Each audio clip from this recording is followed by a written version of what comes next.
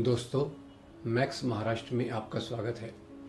आज हम समाज में जो धारणाएं प्रचलित हैं डॉक्टर बाबा साहेब आम्बेडकर और महात्मा गांधी के बीच में संबंधों की, उनके बीच में जो मनमुटाव फैलाया जाता है, उनके बीच क्या मतभेद थे, उन दोनों की राजनीति क्या थी, उनके लक्ष्य क्या थे, इन पर हम थोड़ी समझ रखने की कोशिश करेंगे। महात्मा गांधी वैसे देखा जाए तो साउथ अफ्रीका से जब भारत आए पूरा यहाँ आंदोलन में शरीक होने के लिए, तो उन्होंने पूरे भारत में भ्रमण किया, यात्रा किया। पूरे समाज को उन्होंने देखा कि भारतीय समाज क्या है, कैसा है, और यहाँ से उन्होंने अपनी एक समझ बनाई कि अगर हमें अंग्रेज़ी राज को यहाँ से भगाना है तो किस प्रकार से सभी धर्म, सभी जाति, सभी भाषा, सभी क्षेत्र के लोगों को लेकर एक उभरते हुए भारत के रूप में अंग्रेज़ों के खिलाफ खड़ा रहना है। और ये उनके जीवन का मुख्य लक्ष्य था कि यहाँ के जो अंग्रेज़ों की मुख्य नीति क्या थी। अंग्रेज़ों की नीति थी यहाँ हिंदू मुसलमान इनके बीच में फूट डालो और अपने राज्य का विस्तार करो। तो गांधी ने यहाँ जब समझा कि ये दो यहाँ के सबसे बड़े धर्म हैं और इन दोनों लोगों की एकता, हिंदू मुसलमान की एकता के आधार पे ही भारत की आज़ादी को प्राप्त किया जा सकता है, तो उस दिशा में उन्होंने अपने कदम उठाए। तो गांधी जी का पहला मुख्य काम था, क्या था?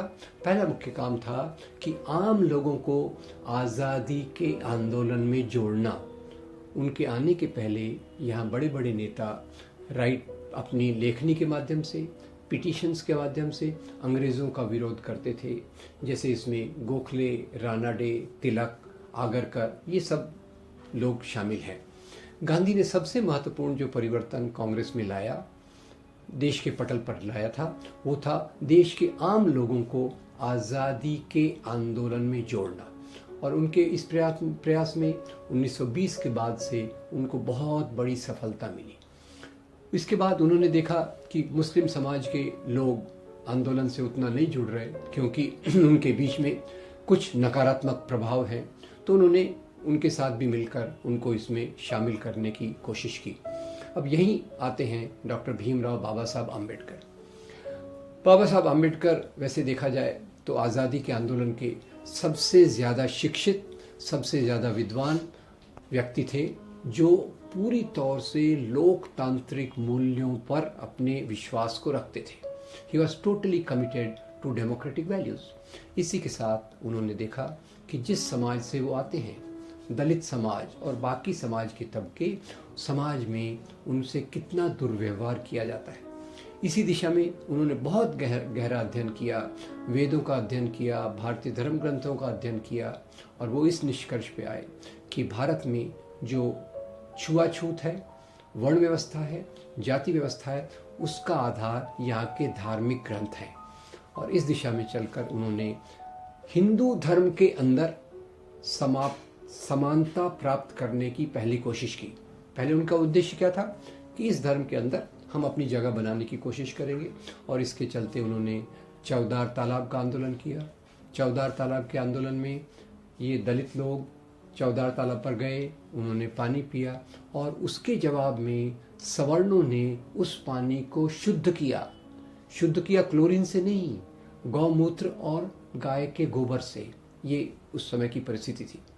इसी के साथ उन्होंने कालाराम मंदिर का आंदोलन छेड़ा कि उनका कहना था, आप हमको हिंदू मानते हो तो हमको मंदिरों में प्रवेश क्यों नहीं है। इसी आधार पे उन्होंने कालाराम मंदिर का आंदोलन किया, वहाँ उनको रोका गया। और इसी के साथ एक जो तीसरी बड़ी बात बाबा साहब ने की, वो थी मनुस्मृति का दहन।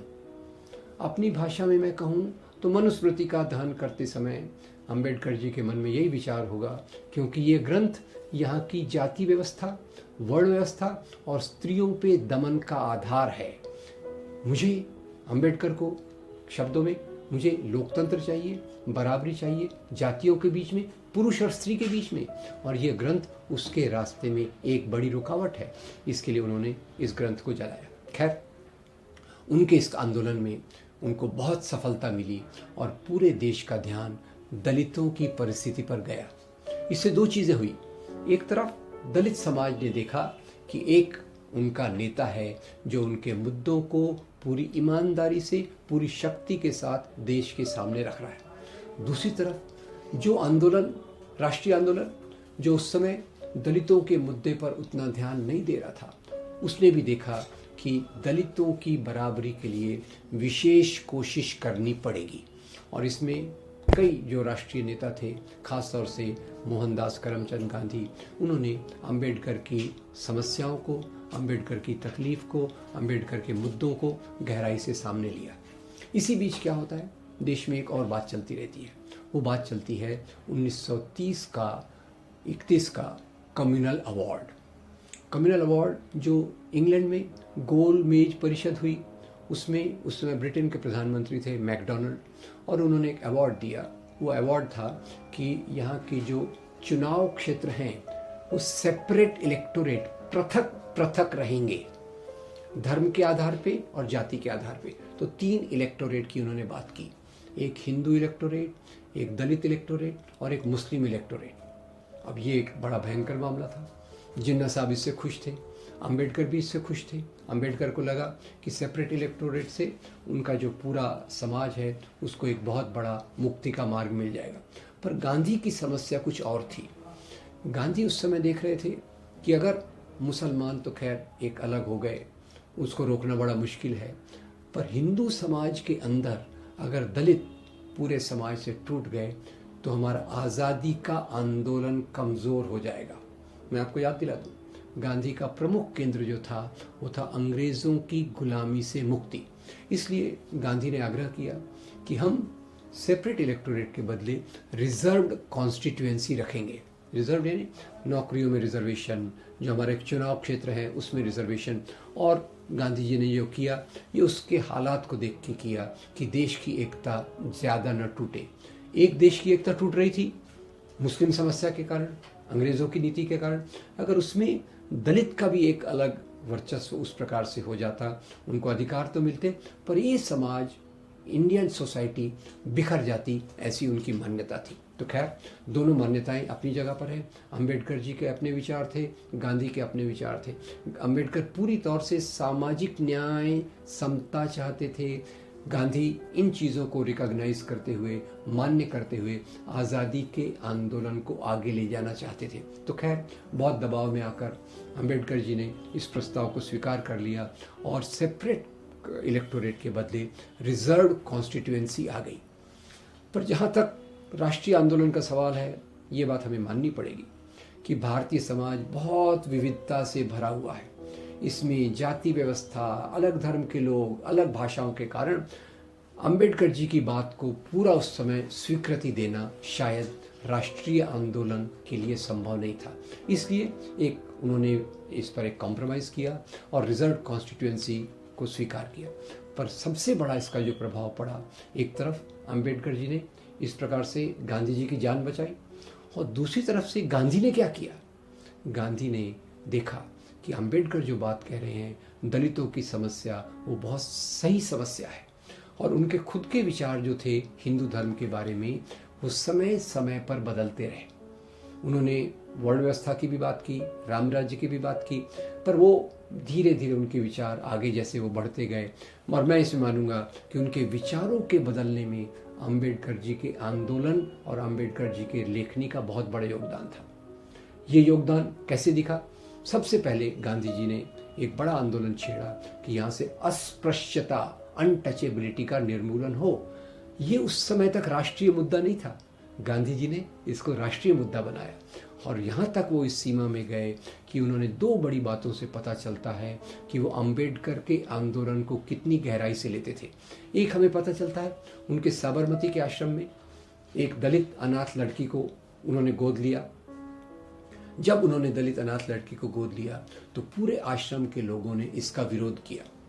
गांधी जी अपनी बात पर डटे रहे। उन्होंने कहा अगर ये दलित लड़की इस आश्रम में नहीं रह सकती तो आश्रम बंद भी हो जाए, मैं इस पर समझौता नहीं करने वाला। आश्रम वास्तव में बंद होने पर आ गया क्योंकि उनको जो बहुत बड़े डोनर्स थे, चंदा देने वाले सवर्ण लोग थे, उन्होंने अपने हाथ खींच लिए। खैर आश्रम बंद होने के 1-2 दिन पहले एक बड़ा उद्योगपति, गुजरात के अहमदाबाद के उद्योगपति आए और उन्होंने आश्रम को बंद होने से बचा लिया। दूसरा, इसके बाद गांधी जी ने प्रण लिया कि यहाँ मैं उन्हीं शादियों में जाऊंगा जो इंटरकास्ट, अंतर जातीय शादियां हैं। ये उनका एक बहुत बड़ा योगदान है। आज के समय में हम इसको समझ सकें न समझ सकें, एक ऐसा समाज जहाँ जाति व्यवस्था में खाने पीने, जाति और शादी का संबंध, रोटी बेटी का संबंध बहुत गहरा बिछड़ा हुआ है, वहाँ गांधी जी ने दोनों चीज़ों को तोड़ने की कोशिश की। और मैं मानता हूँ ये पूरा अंबेडकर के विचारों से, अंबेडकर के कार्यों से प्रभावित था। तो दूसरी तरफ फिर गांधी ने क्या किया? अंबेडकर तो असंतुष्ट थे, मान रहे थे, क्योंकि अंबेडकर देख रहे थे उनका रास्ता बहुत लंबा है, जब तक समाज में पूरी समानता नहीं होती उनका मिशन कंप्लीट नहीं हो सकता। तो खैर चलते रहे, पर उन्होंने ये भी देखा कि अंग्रेज़ों की जाने के बाद हमें एक नया स्पेस मिलेगा, इंडियन राष्ट्र बनेगा, और उस इंडियन राष्ट्र में मैं अंबेडकर अपनी तरफ से ऐसी जगह बनाने की कोशिश करूंगा जिसमें आगे चलकर दलित आंदोलन ज़्यादा फले फूले और बराबरी की तरफ जाए। इसी में दो और महत्वपूर्ण बातें कहना चाहूँगा कि अंबेडकर कांग्रेस पार्टी के मेंबर नहीं थे। नेहरू अपनी पहली कैबिनेट बना रहे थे, नेहरू ने कैबिनेट मिनिस्टर्स की लिस्ट बनाई और गांधी बापू के पास गए, अपने गुरु के पास गए और गांधी को कहते, बापू मैंने कैबिनेट मिनिस्टर्स की लिस्ट बनाई है, आप जरा इसको देख लीजिए, यानी आप इसको अप्रूव कर लीजिए। गांधी जी ने कहा तुमने बनाई है, वेरी गुड, ये बताओ मुझे उसमें अंबेडकर का नाम है कि नहीं? नेहरू ने कहा अंबेडकर का नाम तो है। फिर गांधी जी ने कहा मुझे बाकी लिस्ट देखने की कोई ज़रूरत नहीं है, आपको जैसा लगे, सिर्फ अंबेडकर का नाम वहाँ होना चाहिए, नंबर 1। नंबर 2, इसके बाद एक बहुत बड़ी समस्या, जो बहुत बड़ी जिम्मेदारी देश के सामने थी, वो थी कॉन्स्टिट्यूशन के बनाने की। कॉन्स्टिट्यूएंट असेंबली बनी और उसमें ड्राफ्टिंग कमेटी बनी, और ड्राफ्टिंग कमेटी का रोल इसमें बहुत महत्वपूर्ण होने वाला था। तो ड्राफ्टिंग कमेटी का चेयरमैन कौन? फिर से नेहरू के सामने समस्या, और नेहरू फिर से अपने गुरु के पास जाते हैं, गांधी के पास जाते हैं, कहते हैं बापू कॉन्स्टिट्यूएंट असेंबली का चेयरमैनशिप की जिम्मेदारी किसको दी जाए? तो बापू अपने अंदाज में कहते हैं, केवल 4 शब्दों का इस्तेमाल करते हैं, इसके लिए अंबेडकर उचित रहेंगे। तो आज हमें ये देखने की ज़रूरत है कि अंबेडकर और गांधी, इन दोनों का जो रोल भारतीय आज़ादी में था वो एक दूसरे का पूरक था, क्योंकि एक कॉलोनियल सोसाइटी थी, उपनिवेश था, जाति व्यवस्था मजबूत थी, अंग्रेज़ अपना खेल खेल रहे थे, और ऐसे खेल में गांधी को एक रास्ता बनाना था आज़ादी के लिए। और उसी में इसीलिए अंबेडकर ने देखा कि आज़ादी तो चाहिए, और आज़ादी में कल आगे पीछे चलकर ऐसी हमको स्पेस मिलना चाहिए, जगह मिलना चाहिए जिसमें दलितों को पूरी बराबरी मिले। इसलिए उन्होंने कॉन्स्टिट्यूएंट असेंबली के अध्यक्ष के रूप में वो पूरे प्रावधान रखे जो दलितों के संघर्ष को जगह दें, दलितों को बराबरी की जगह दें। और मेरे ख्याल से ये उनके जीवन का भारतीय समाज को सबसे बड़ा योगदान है, जो हमारे समाज के लिए बहुत बड़ा उपलब्धि है। इसी के साथ तीसरी एक बात बता दूं, आज अंबेडकर के नाम पे सभी लोग जयंतियां मना रहे हैं, बड़े से बड़ा पोर्ट्रेट, बड़े से बड़ी मूर्ति बना रहे हैं। दोनों चीज़ें चल रही हैं, एक जगह मूर्तियों को तोड़ रहे हैं, दूसरी जगह मूर्तियों को बड़ी बड़ी माला पहना रहे हैं, और कह रहे हैं कि भाई हम, जैसे शासक पार्टी है वो कहती है हम पहली पार्टी हैं जो अंबेडकर को सम्मान दे रही है। इससे बड़ी धोखेबाजी की बात कोई नहीं हो सकती, क्योंकि अंबेडकर और भारतीय जनता पार्टी के विचार एक दूसरे के विरोधी विचार हैं। अंबेडकर किसके लिए खड़े थे?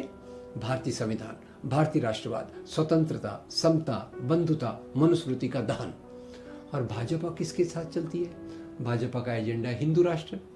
हिंदू राष्ट्र के बारे में अंबेडकर अपनी किताबों में लिखते हैं कि पाकिस्तान का बनना भारत के लिए एक बहुत बड़ा दुर्भाग्य होगा, क्योंकि अगर इस्लाम के नाम पर पाकिस्तान बन गया तो हिंदू धर्म के नाम पर हिंदू राष्ट्र बनने की पॉसिबिलिटी की संभावना खुली हो जाएगी, और हिंदू राष्ट्र ये देश के दलितों के लिए सबसे बड़ा अभिशाप, सबसे बड़ी ट्रेजेडी होगी।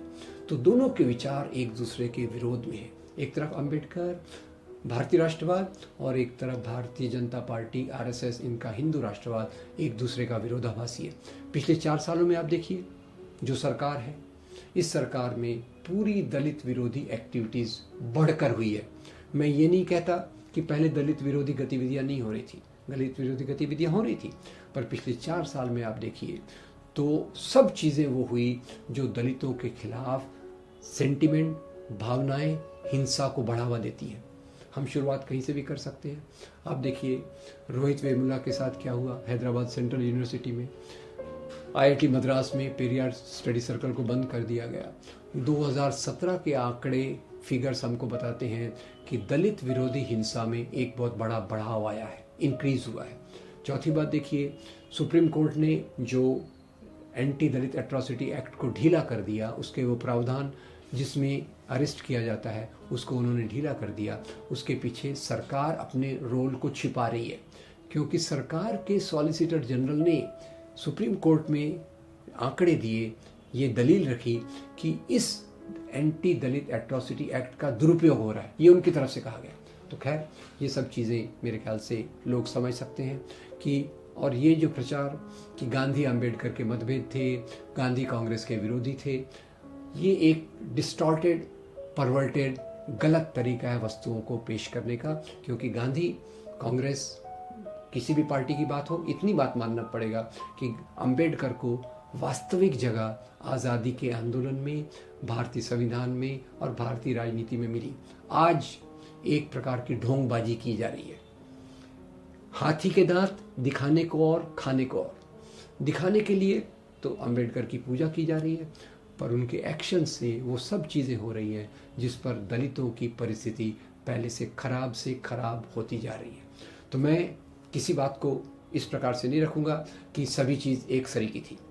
निश्चित रूप से गांधी के विचार, अंबेडकर के विचारों में थोड़ा फ़र्क था, और मैं निश्चित रूप से जहाँ तक राजनीति का सवाल है ये मानता हूँ कि भगत सिंह और अंबेडकर ये 2 व्यक्ति हैं जो हमारे देश को भविष्य के रास्ता दिखाते हैं।